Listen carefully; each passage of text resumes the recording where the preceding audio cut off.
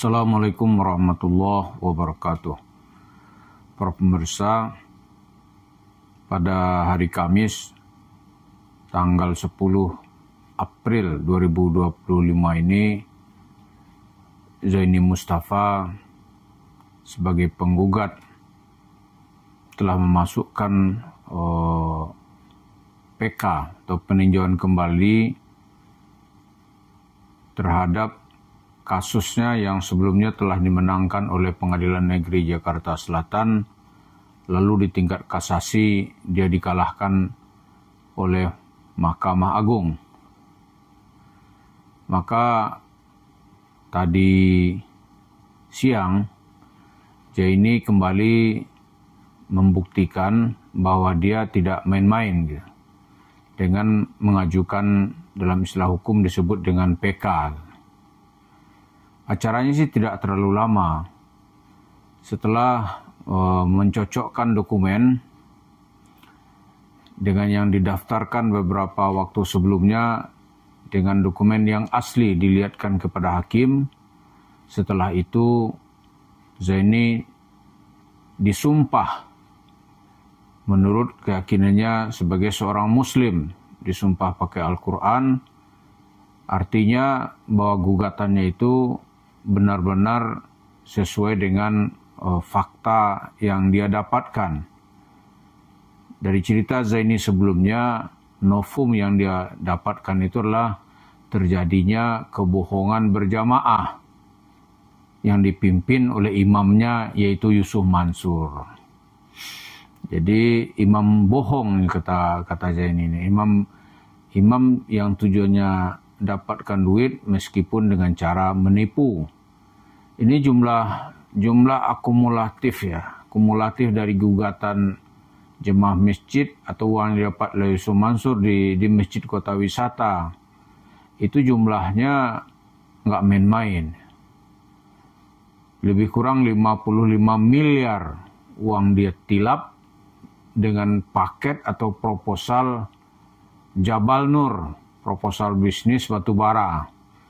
Tapi batunya nggak pernah datang, yang ada hanya baranya. Maka kita lihat nanti bagaimana keputusan Mahkamah Agung, karena ini tidak perlu disidangkan lagi. Yang menarik apa buat kita ini? Yang menarik itu adalah Yusuf Mansur itu sakit kepala.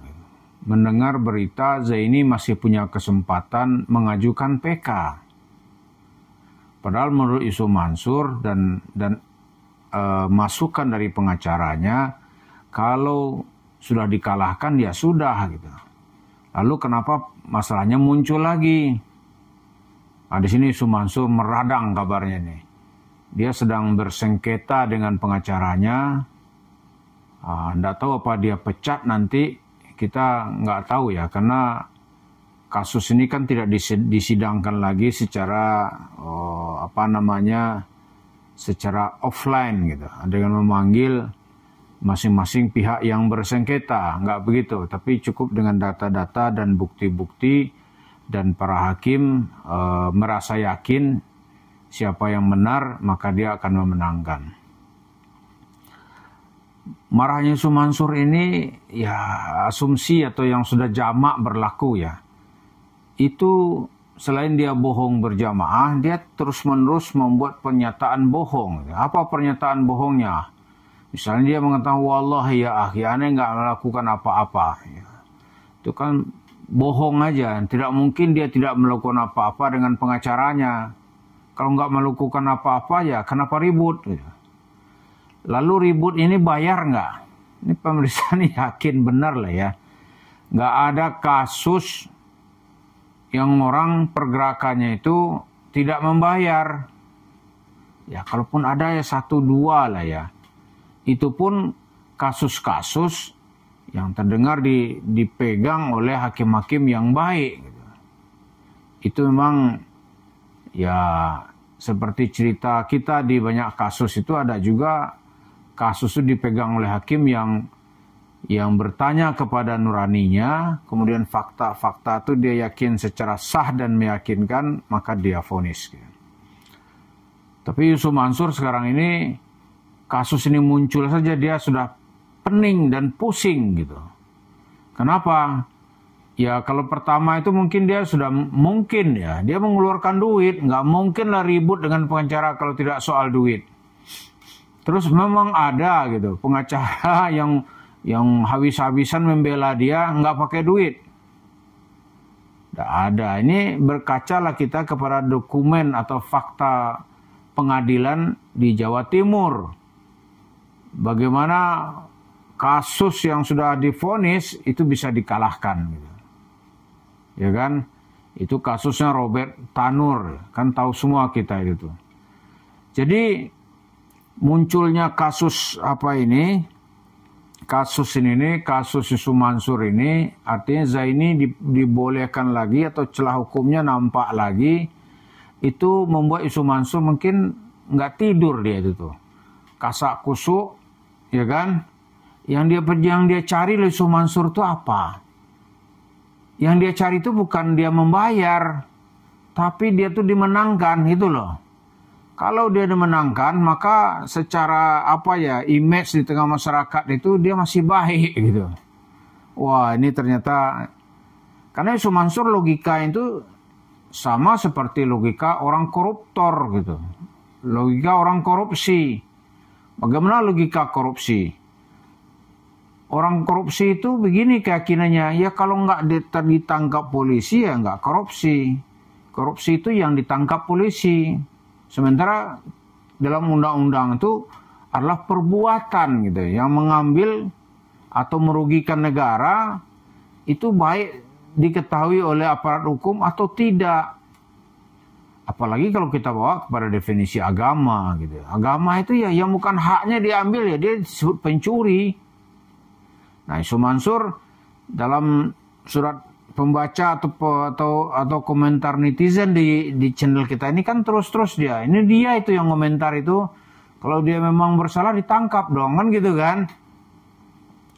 Nah, dia takut sekali kalau ada keputusan hakim yang menangkap dia. Kalau soal bayar nanti mungkin ya kita yakin kalau disita hak-haknya, oh itu masih ada lah. Karena itu kawan-kawan tadi mulai cari-cari gitu. Di mana ini hartanya yang gampang untuk disita gitu. Misalnya sisa-sisa sisa-sisa paytren gitu. Paytren ini di mana sekarang ya? Yang gampang disita. Kalau saya tadi bilang ya ajukan aja rumahnya yang di Ketapang itu sasaran sita kalau dimenangkan gitu. Supaya hukum itu ada nilai apa ya? Hukum itu harus ada revenge kata orang Inggris sih. Ada nilai pembalasan gitu. Supaya orang yang melakukan tindakan melawan hukum itu merasakan sakitnya. Nah, inilah yang sekarang yang sedang diperjuangkan oleh Yusuf Mansur. Padahal kalau dia membayar saja gitu. Zaini mintanya kan nggak banyak-banyak juga yang diputuskan pengadilan. Hanya 1.200.000.000 gitu. Yusuf Mansur maunya ketika itu berunding di bawah meja, bayarnya 80 juta. Gitu. Masa uang udah dia putar selama lebih dari 15 tahun dengan janji keuntungan 11% setiap bulan gitu. Itu kalau nggak dibagi kan keuntungan tuh menjadi dihitung modal. Kalau itu ya berapa triliun Yusuf Mansur harus membayar gitu. Padahal itu hakim satu udahlah bayar aja 1.200.000.000 jutaan gitu. Tapi bagi Yusuf Mansur itu nggak ada cerita bayar-bayar. Kalau perlu dia bilang sudah dimaafkan Allah kan gitu-gitu kan. Dia suka nih bawa-bawa berlindung atas nama Allah. Sebuah tindakan yang dilakukan melawan hukum gitu.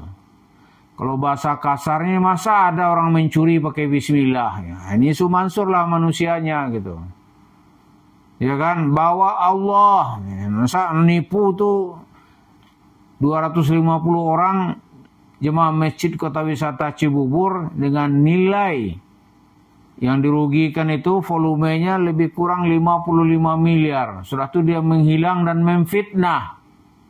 wah ini ngeri nih orang ini.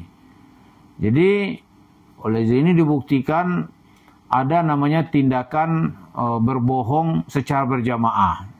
Lalu imamnya Yusuf Mansur, jemaahnya misalnya ya PT Adi Partner Perkasa gitu. Itu satu. Ada Darul Quran. Darul Quran ini termasuk yang digugat gitu. Di Darul Quran dijadikan sebagai tameng untuk meraup duit masyarakat. Lalu ada Baitul Mal wa Tamwil. Itu juga dituntut dan digugat. Dan tidak dihitung oleh Zaini bagaimana kerusakan masyarakat yang ditimbulkan oleh Yusuf Mansur. Lalu duit itu dikemanain oleh Yusuf Mansur? Itu jemaah masjid kota wisata itu banyak yang mau bersaksi itu. Duit itu dia tilep, batu bara itu nggak ada, lalu dia belikan tanah, banyak tanah dia belikan, 55 miliar tahun 2009, bayangkan harga kan belum semahal sekarang gitu. Dia belikan tanah, di atas tanah itu kemudian dia bangun itu warung steak and shake. Itu jualan-jualan steak daging gitu. Nah itulah sekarang duitnya berasal dari mana. Yusuf Mansur ketakutan tuh kalau ditanya duitnya dari mana gitu. Itulah yang jumlahnya bertambah. Sekarang ini udah lebih 200 dia punya. Ya kan? Nah dia mau bernafsu 2025 ini kalau ditambah 100 lagi. Besar kemungkinan tuh uang yang dia beruntung karena dipilotkan usahanya oleh OJK, yaitu Paytrend. Maka sekarang akan muncul nanti, ya kalau ada yang punya trik tuh cuci uang, nanti tidak laku dia jual ya dia dapat duit bersih. Itulah Yusuf Mansur yang pada tanggal 10 April ini dimasukkan lagi gugatan secara resmi oleh Zaini Mustafa sebagai seorang korban. Dan dia menggugat Yusuf Mansur secara hukum. Dan kita doakan mudah-mudahan dia mendapat hakim yang benar, hakim yang bercita-cita ke arah kejujuran hati nurani, sehingga kasusnya menjadi terang benderang dan diputuskan sesuai dengan harapan kita semua. Terima kasih. Assalamualaikum warahmatullahi wabarakatuh.